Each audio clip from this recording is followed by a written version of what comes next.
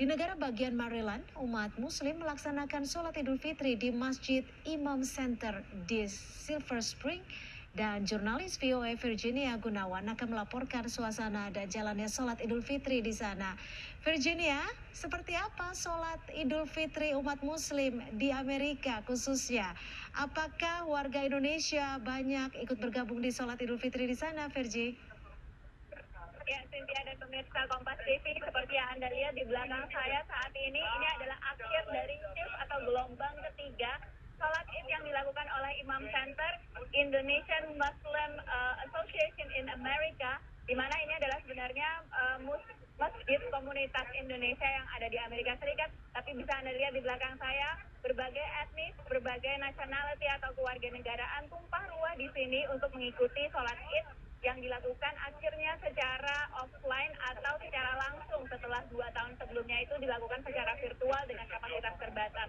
Kali ini ada 3 gelombang, gelombang pertama pukul 7, pukul 9, dan pukul 10.30 waktu setempat, dan setiap gelombangnya itu ada sekitar 500 hingga 600-an orang. Jadi total ada sekitar 1.500-an orang yang datang untuk bersolat Id di tempat ini. Biasanya Imam Center dan komunitas Indonesia itu menyewa gedung komunitas atau lapangan untuk bisa mengakomodir tempat bagi Muslim yang ingin melakukan sholat Id pada Lebaran kali ini. Tapi kali ini mereka mengadakannya tetap di masjid mereka dengan kapasitas yang terbatas, namun tetap dengan melakukan atau menerapkan protokol kesehatan, yaitu menggunakan masker ketika berada di dalam gedung masjid. Sementara kalau misalnya di luar, sesuai dengan aturan pemerintah setempat, mereka tidak harus menggunakan masker, meskipun ketika berada di dalam, ketika mereka harus sholat dan berdempetan, itu diharuskan untuk menggunakan masker. Cynthia.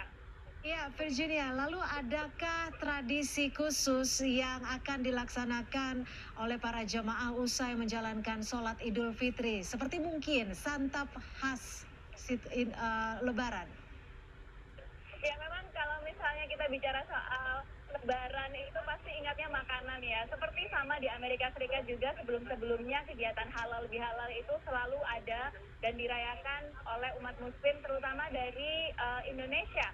Nah, di Amerika Serikat tradisinya serupa untuk satu umat Muslim dengan yang lain, antara satu kelompok dengan yang lain. Namun perlu diingat bahwa di Amerika Serikat agama Islam atau umat Muslim itu adalah agama dengan latar belakang etnis yang paling majemuk di Amerika Serikat. Bahkan memang karena keberagaman itulah yang membuat rasa atau kebudayaan dari Lebaran itu berbeda dari satu kelompok etnis ke kelompok etnis yang lain. Kalau misalnya kita bicara halal bihalal, KBRI di Washington DC juga berencana untuk melakukan kegiatan halal bihalal yang akan dilangsungkan seminggu setelah acara sholat Id ini dilakukan.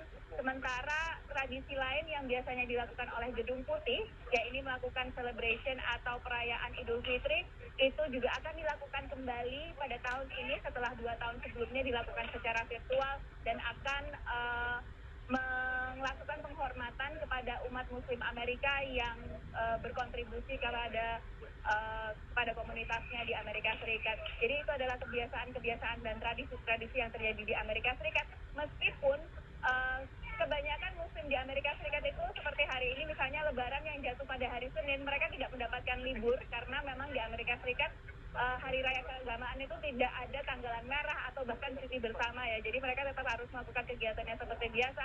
Namun biasanya mereka mengambil cuti setengah hari atau mengambil cuti 1 hari untuk melakukan ibadah sholat Id, atau selanjutnya melakukan melakukan gathering ataupun halal bihalal bersama kerabat dan keluarganya. Sekian. Baik, terima kasih Virginia Gunawan, jurnalis VOA langsung dari Maryland, Amerika Serikat, dan juga selamat merayakan Hari Kemenangan, Virgi.